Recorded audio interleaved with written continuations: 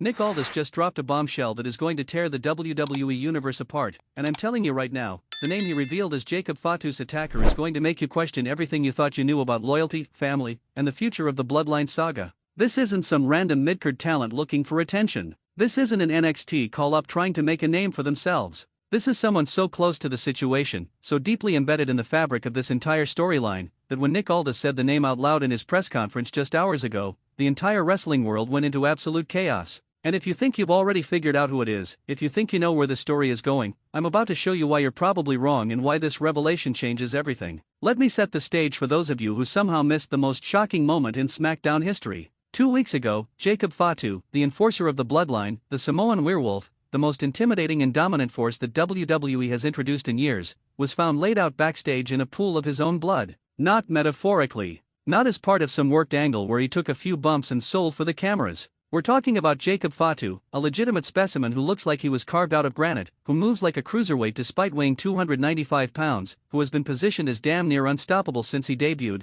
destroyed in a backstage area with injuries so severe that he hasn't appeared on television since. The attack happened during a commercial break, which should have been your first clue that something was seriously wrong. WWE doesn't do major angles during commercial breaks unless they're trying to keep something off camera for a very specific reason. When SmackDown came back from break, the cameras immediately cut to backstage where producers, referees, and medical staff were surrounding Jacob Fatu's motionless body. His face was covered in blood. There was a dented steel chair laying nearby. Equipment cases were knocked over. And the look of genuine shock and concern on the faces of the people surrounding him told you this wasn't your typical scripted beatdown. Michael Cole's voice when he called it live gave me chills. You could hear the confusion, the concern, the realization that they were witnessing something that wasn't in the script. He kept saying this is not how this was supposed to happen and we need to get help out there immediately in a tone that felt way too real for a worked angle. Corey Graves was dead silent for almost 30 seconds, which if you know Corey, is completely out of character unless something legitimately shocking is happening. And when they finally cut back to the arena, you could see Solo Sikoa watching on the big screen with an expression that wasn't just character work. That was genuine confusion about what the hell just happened. WWE spent the next 2 weeks building this mystery in the most frustrating way possible. They gave us nothing. No footage of the attack. No suspects. No motives. Just Jacob Fatu missing from television with vague updates about his condition and the rest of the Bloodline acting like they were on high alert, watching their backs, paranoid about who could have done this. Solo Sikoa cut a promo threatening that when they found out who was responsible, that person would be erased from existence. Tama Tonga and Tonga Loa were backstage every week interrogating people, getting in faces, creating this atmosphere of tension and suspicion that had everyone in the locker room on edge. The internet wrestling community went absolutely insane with theories. Some people were convinced it was Roman Reigns sending a message from the shadows that the bloodline he built is the only real bloodline. Others thought it was The Rock finally inserting himself into the storyline by taking out the biggest threat to his potential WrestleMania plans. There were theories about Cody Rhodes orchestrating it as a preemptive strike. Theories about Randy Orton eliminating a future obstacle. Theories about it being someone from Jacob Fatu's past in MLW or on the independent scene who followed him to WWE with a grudge. Every day there was a new conspiracy theory, a new suspect, a new piece of insider information that turned out to be completely made up. But here's what nobody saw coming. Here's the revelation that Nick Aldis made just hours ago that has the entire wrestling world in complete shock. The person who attacked Jacob Fatu, the person who orchestrated the most vicious backstage assault in recent WWE memory, the person who put the Samoan werewolf on the shelf and threw the entire bloodline into chaos, was Jimmy USO. Yes, that Jimmy USO. The same Jimmy USO who is Jacob Fatu's family. The same Jimmy USO who has been part of the bloodline since the very beginning. The same Jimmy USO who we all thought was on the sidelines dealing with his own issues separate from the main bloodline storyline. That is who Nick Aldis named as the attacker, and the implications of this revelation are so massive, so far-reaching, that we need to break down exactly why this makes sense, why this is absolutely insane, and what this means for the future of WWE's most important storyline. Nick Aldis held a press conference this afternoon, which in itself was unusual because WWE doesn't typically do press conferences for storyline revelations. They announce things on television, on social media, through their official channels. But Aldis, who has been positioned as the authority figure for SmackDown and someone who takes his role very seriously, felt this situation warranted a formal public statement. He stood at a podium with the WWE logo behind him, flanked by security personnel, and addressed the media and fans with a level of gravity that you don't often see in professional wrestling announcements. Aldis explained that WWE's internal investigation into the Jacob Fatu attack had been extensive. They reviewed security footage from multiple angles. They interviewed dozens of witnesses. They brought in external security consultants to ensure the investigation was thorough and unbiased. And after 2 weeks of round-the-clock work, they had definitively identified Jimmy USO as the perpetrator. Aldis showed edited footage during the press conference that captured Jimmy entering the backstage area through an unauthorized entrance approximately 5 minutes before the attack, wearing dark clothing with a hood covering his face,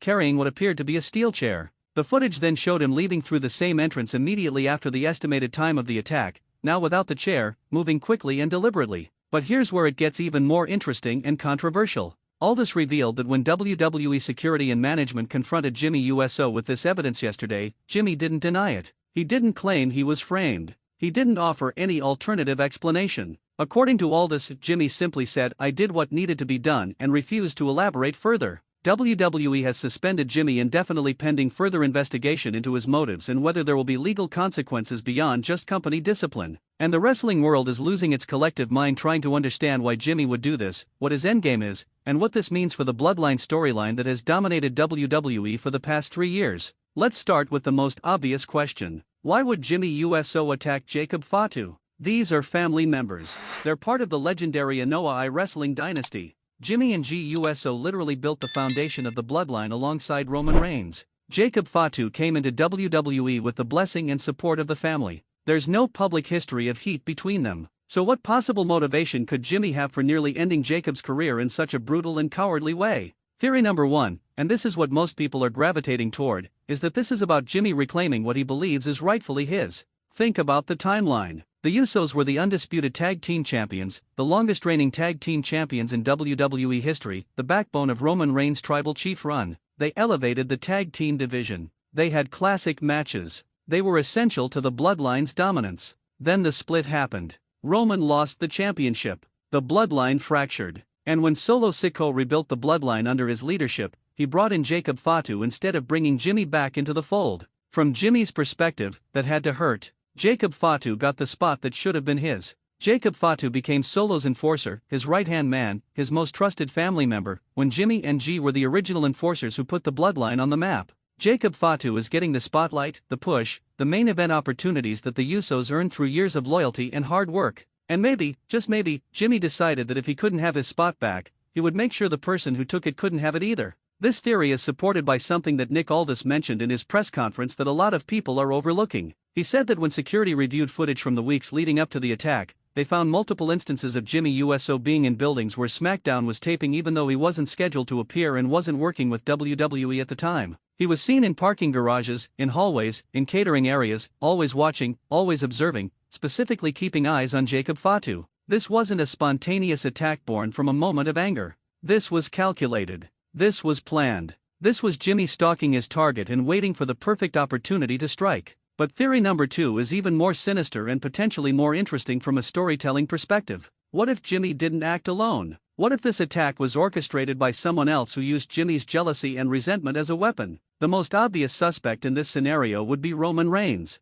Roman has been conspicuously absent since losing the undisputed WWE Championship. He's been in this holding pattern where he's not actively part of the Bloodline storyline, but everyone knows he's lurking in the background, waiting for the right moment to reassert himself as the tribal chief. What if Roman reached out to Jimmy privately and manipulated him into attacking Jacob Fatu? Roman is a master manipulator. We've seen him gaslight his family members for years. He convinced the Usos to turn on everyone who stood in the Bloodline's way. He made them complicit in his reign of terror while making them believe they were family. Roman could have easily gone to Jimmy and said, "Solo replaced you with Jacob. He disrespected our legacy. He disrespected what we built. If you want your spot back, if you want the family to respect you again, you need to eliminate Jacob Fatu and prove that the original bloodline is the only bloodline that matters." This would fit Roman's character perfectly. He wouldn't attack Jacob Fatu himself because that would be beneath him and would make him look weak. But using Jimmy as a weapon, manipulating family bonds and jealousy to achieve his goals while keeping his hands clean, that's exactly the kind of strategic, cold-blooded move that Roman Reigns would make.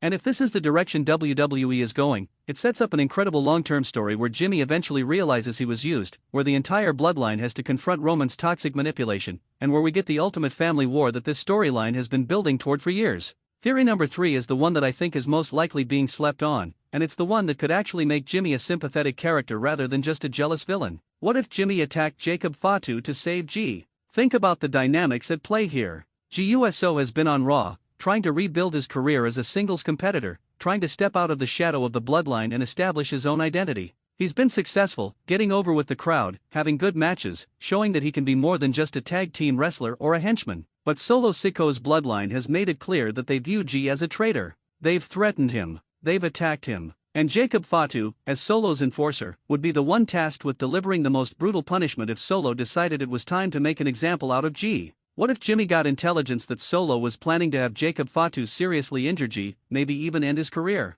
What if Jimmy made the decision to strike first, to take Jacob Fatu off the board before he could hurt G, sacrificing his own reputation and career to protect his brother? This would explain why Jimmy didn't deny the attack and why he said, "I did what needed to be done." He wasn't bragging. He wasn't being defiant. He was simply stating that he made a choice to prioritize family over everything else. It would also set up an incredible emotional storyline where G has to grapple with the fact that his brother committed this violent act to protect him, and whether that makes Jimmy a hero or just perpetuates the cycle of violence that has defined the bloodline since the beginning. Let's talk about Nick Aldis's role in all of this, because his decision to reveal Jimmy as the attacker in such a public way is raising some questions. Why not handle this internally? Why not wait until Jacob Fatu is cleared to return so he can confront Jimmy on television? Why hold a press conference that makes this feel more like a real criminal investigation than a wrestling storyline? Some fans are speculating that Aldis is being worked by someone, that the footage he showed could be manipulated, that there's more to this story than what he presented. There's a compelling argument that Aldis is being too quick to judgment here.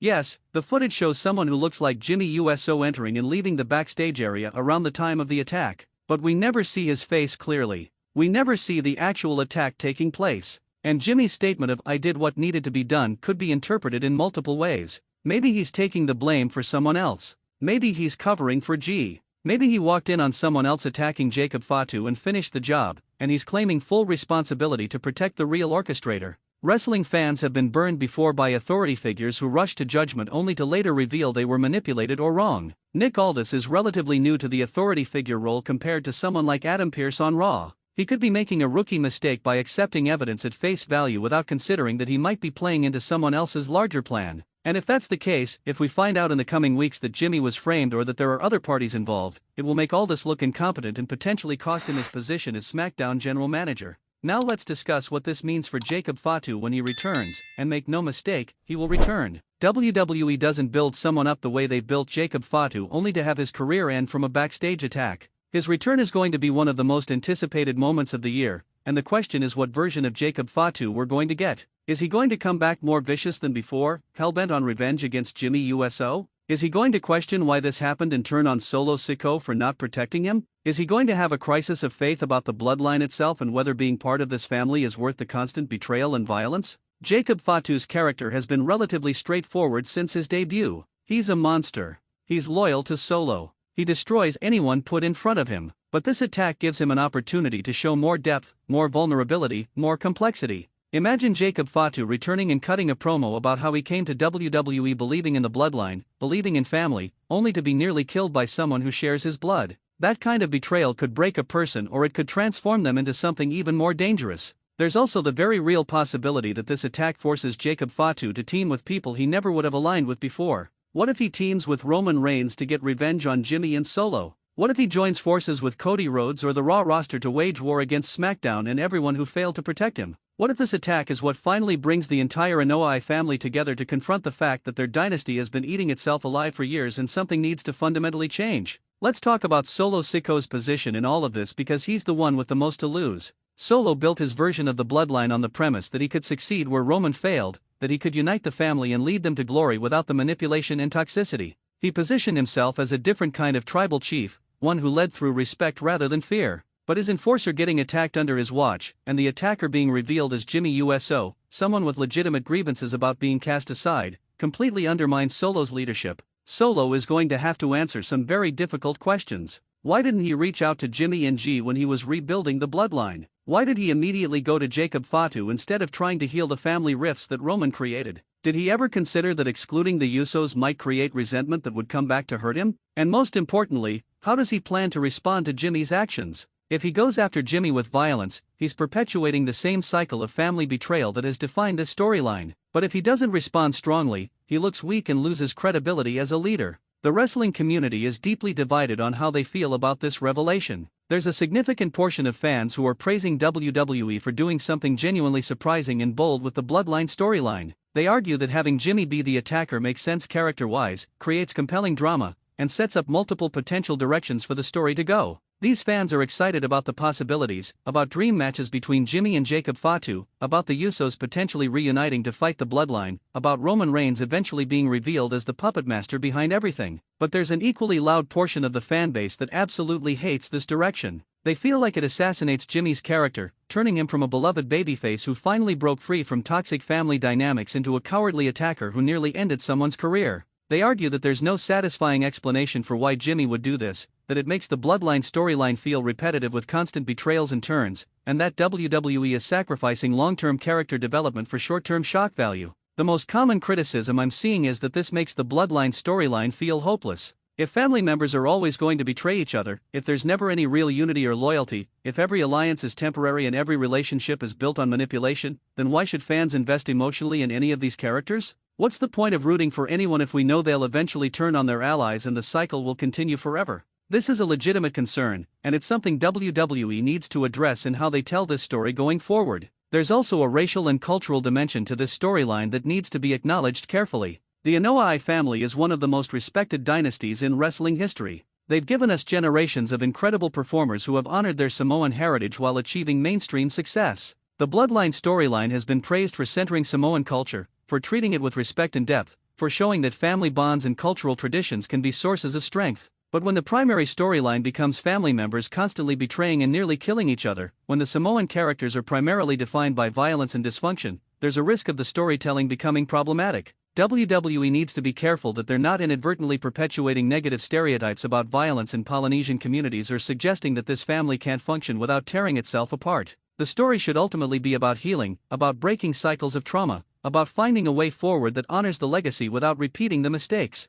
From a business perspective, this revelation is obviously designed to generate buzz and draw viewers to SmackDown. WWE knows that the Bloodline storyline is their most valuable property right now. It's the one storyline that casual fans and hardcore fans alike are invested in. Every major development gets mainstream attention. Every twist and turn gets people talking on social media. By having Nick Aldis reveal Jimmy as the attacker, WWE has guaranteed that next week's SmackDown is going to have massive viewership numbers as people tune in to see how the story continues. But there's a risk in relying too heavily on shock value and surprise revelations. Wrestling history is littered with examples of storylines that had incredible momentum but fell apart because the company kept trying to top themselves with bigger and more outrageous twists without paying off the emotional stakes or providing satisfying character arcs. The Who Ran Over Stone Cold Steve Austin's storyline is the most infamous example. It generated incredible interest initially, but the eventual revelation and follow-through were so poorly executed that it damaged everyone involved. WWE cannot let that happen with the Bloodline storyline. They've invested too much time, too much talent, and too much goodwill building this saga.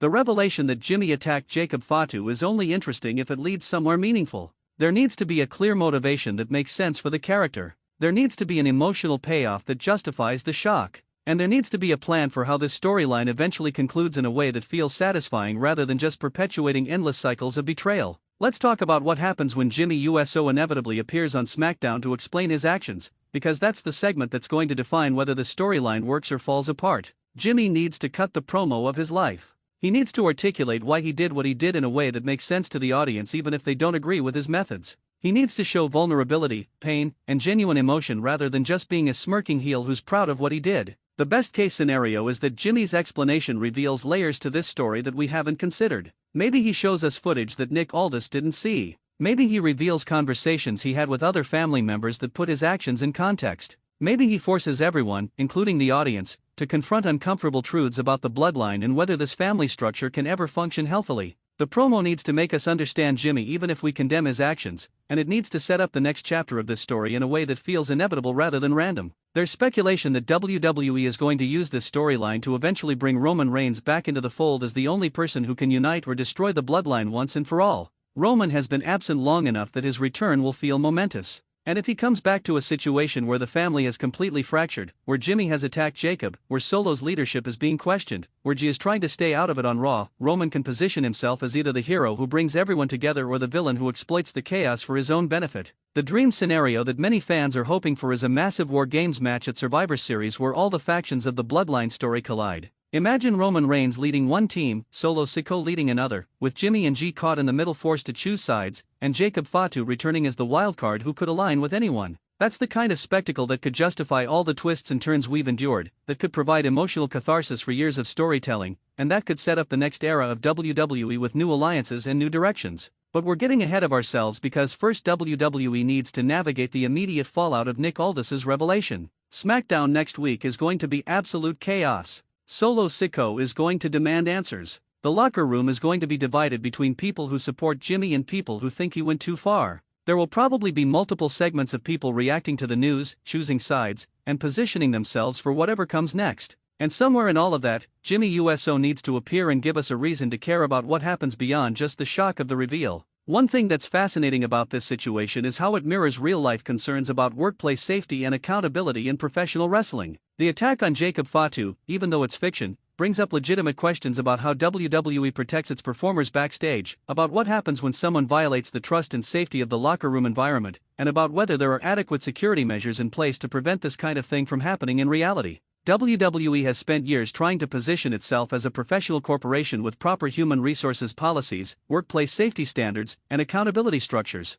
Having a storyline where someone can enter an unauthorized entrance, brutally attack another performer, and escape without being immediately caught raises questions about those systems even within the context of fiction. Nick Aldis addressed this somewhat in his press conference by explaining the security failures that allowed Jimmy to access the building, but it still creates an uncomfortable parallel to real situations where wrestlers have been hurt due to inadequate security or supervision. The role of social media in this storyline cannot be overstated. Within minutes of Nick Aldis's press conference, the wrestling internet exploded with reactions, theories, arguments, and debate. #JimmyUSO was trending worldwide. Wrestling news websites crashed from traffic as everyone rushed to read about the revelation. YouTube channels immediately started uploading reaction videos and analysis. Reddit threads had thousands of comments arguing about whether this was good storytelling or character assassination. The discourse is absolutely dominating wrestling conversation right now. WWE is clearly aware of and actively encouraging this level of engagement. They've designed this storyline to be discussed, debated,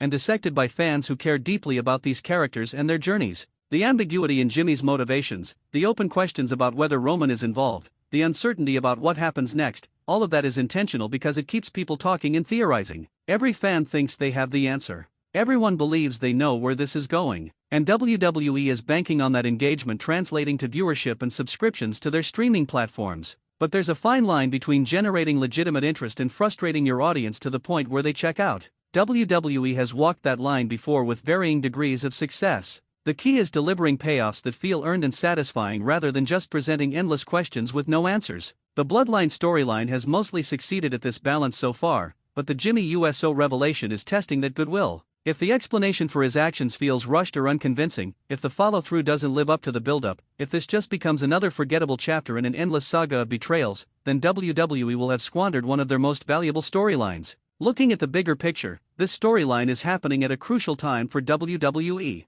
They're in the middle of negotiations for their next media rights deals. They're trying to establish themselves as essential premium content that streaming services and television networks will pay top dollar to carry. The Bloodline storyline, and moments like Nick Aldis revealing Jimmy as Jacob Fatu's attacker, are the kind of water-cooler moments that justify those massive rights fees. They prove that WWE can still create appointment television that people need to watch live because they don't want to be spoiled on social media.